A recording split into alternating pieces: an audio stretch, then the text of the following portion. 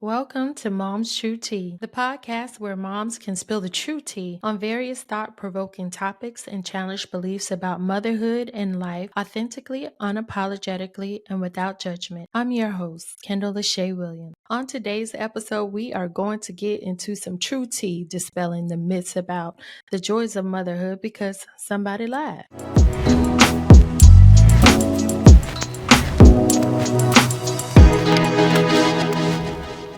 I'm about to challenge societal beliefs and expectations about motherhood and dive a little deep into the challenges that some of us face on this journey. I know some of the women who love motherhood are going to want to tussle, but this episode may not be for you. But it is for the moms that may not be enjoying motherhood as much as you do because we exist too. And it's important that we have a space and a community to be truthful about not just the highs of motherhood, but the challenges as well. Being 100% transparent over the last few months, coming up with content and downright comical and honest about my motherhood journey has opened up so much dialogue with other women, and they have been sharing their experiences and feelings with me more than they have with anyone else because they felt safe and comfortable. It gave them a sense of relief to be free to share their thoughts and feelings as moms without judgment from me, of course.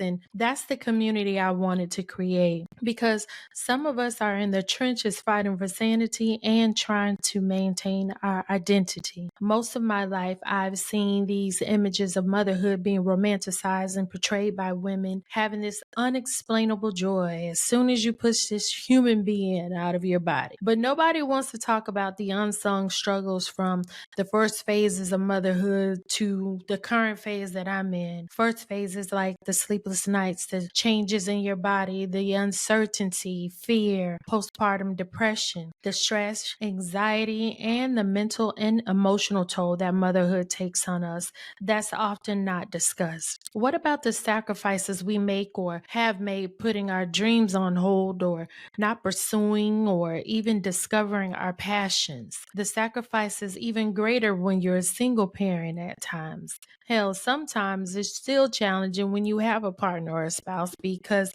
most of the responsibility, time, attention, and effort still sits with you as a mom. We don't really get to disconnect like men do. Moms don't get to turn off when we come home from work, and it's actually a thankless job at times. But the reality is, most men can disconnect like an unpaid phone bill, and women are out here putting on these fake smiles and looking all happy because that's what society has told us to do. And it's upsetting me and my homegirls. I know you're already thinking this is some harsh truth and wondering why I feel this way. So let me give you some cliff notes. Imagine having a kid at 17. College is off the table. You're taking your finals on your mom's bedroom floor because I'm on maternity leave from high school. Then instead of crossing the stage with plans to go off to college with your friends, your child is on the other side of that stage. Then I raised my son as a single mom for the most part because my oldest son's dad didn't even try to be present. And then my younger son's dad, although physically present until we divorced, hell, never mind, I was still a single mom. These experiences made me realize early on that people lied about the joy of being a mom. And yet we still see these images, social media posts, movies, and society continue to perpetuate a lie that moms are forever grateful for this job. Yeah, we're out here fighting for our lives.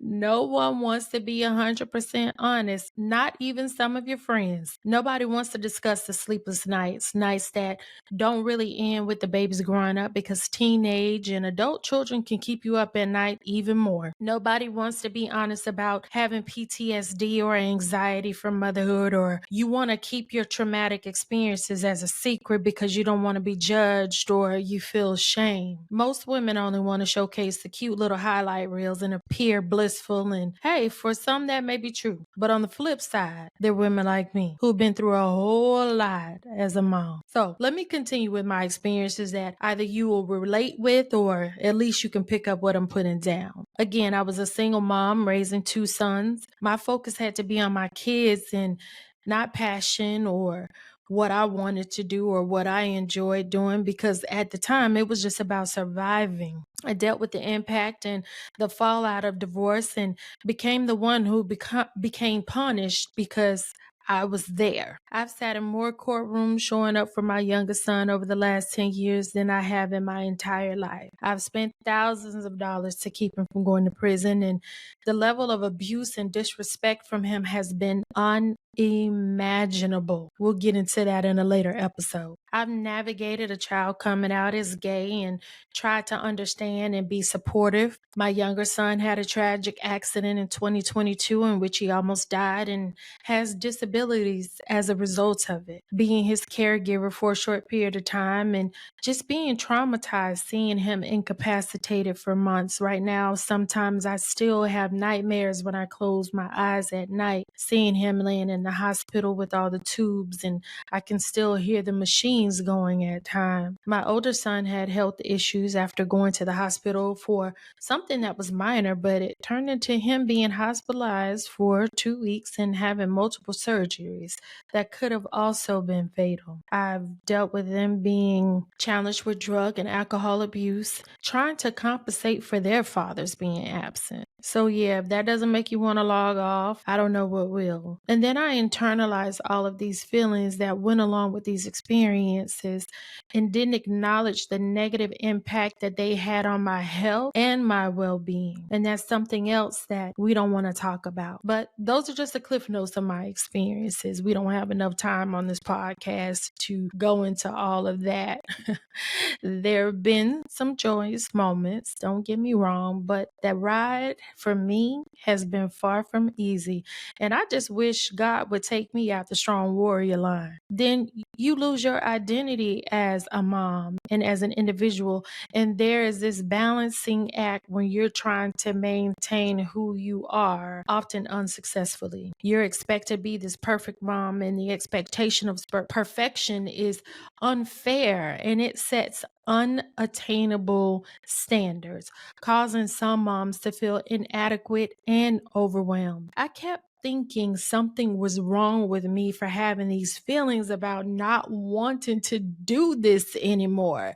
Like, I kept asking my husband, is there something wrong with me? Is that mom gene missing? Only for him to reassure me, absolutely not. And I should not question myself at any time because I have stood 10 toes down as a mom. But the joys of motherhood and the balancing act is often portrayed as effortless in movies and on TV, society, and again, even more on social media. Even some of your homegirls are perpetuating the lie. This is contributing to pressures and guilt and shame others face and feel on a daily basis. Then you hear perfect moms say things like, your child is the greatest blessing and the greatest investment you could ever make. And when you instill great things in them or love on them unconditionally, you'll get the best return. I can assure you that's not the case. I know so many moms that have invested unconditional love, empathy, sympathy,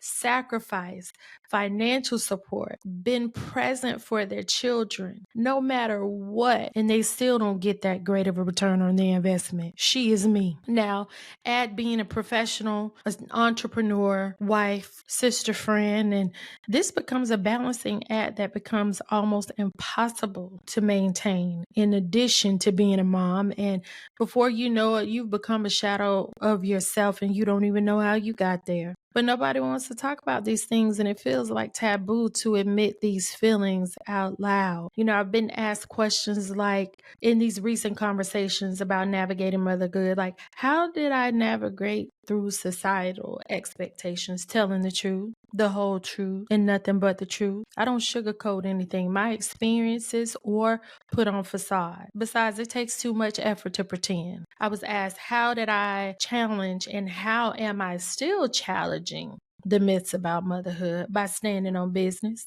being authentic, and not apologizing for being human first and want to resign for being a mama. Like, that's just real. I've gone through what I feel like was the worst battle boot camp for moms. I came out all battered and bruised, but it for sure made me resilient and at times psychotic.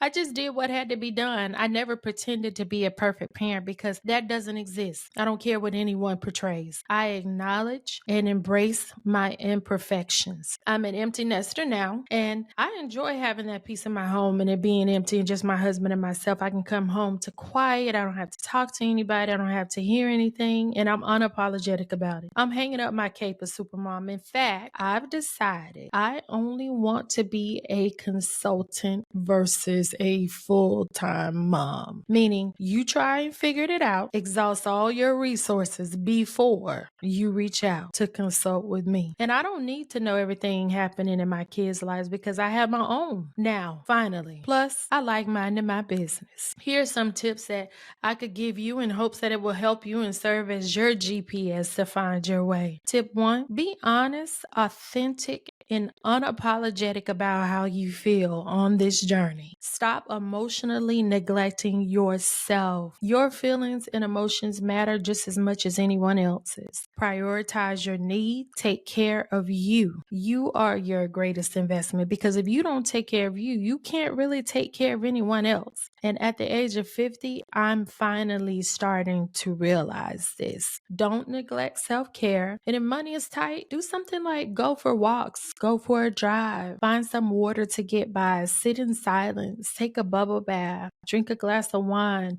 journal, light your favorite KL Luxus candle. Shameless plug. Play some relaxing music and shut the world out. Set boundaries with your children right now. Start it right now. Teach your children independence and responsibility early on by making them do chores, clean up behind themselves, fix themselves a sandwich or a snack. Anything that can relieve some of the burden off you. And that does not make you a bad mom. Reset. Reset on a weekly basis by creating some time and creating space for you to be just you. And find you a tribe, a real one, a consistent one. And last but not least, protect your peace at all costs because peace is priceless, but it can also be expensive. But it is definitely worth it. Remember, motherhood is a journey, and being honest about the bad days or wanting to just log off, it doesn't diminish the love you have for your children. It's about acknowledging the multifaceted nature of this journey